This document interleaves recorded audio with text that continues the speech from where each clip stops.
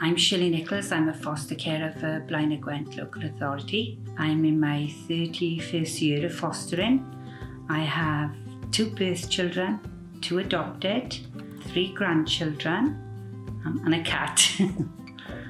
I have 1 placement at the moment, a little boy, and I usually do newborn children, babies.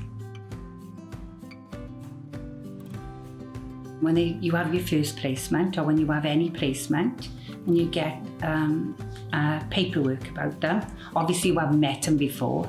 That's the daunting thing, a new placement coming into your house. How are they going to settle? How are they going to be? How, the dynamics of all the other children living here.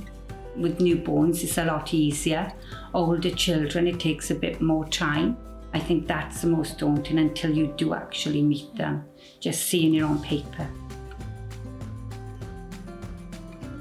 I like my LA, they're good to me, and they've been brilliant with support. You get to know everybody, social workers, and they're near if there's any problems. The little boy I got now, he's 3, and he's very challenging. One of the workers in the placement team, she rings me every week. She asks me, do I need any advice? Is there anything she can help me with? He has no speech, so that's been really difficult for me. So he can't ask for his dinner, he can't ask for a drink, and he doesn't have to go to the toilet, so I found that really hard. But the support I've had with him is amazing.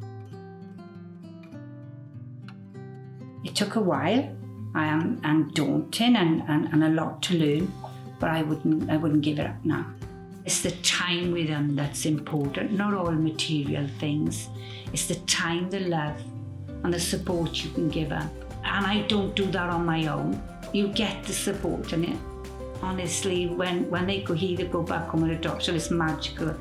It's magical. It's nothing like you actually gotta have a taste of it to know what it's like. It's lovely.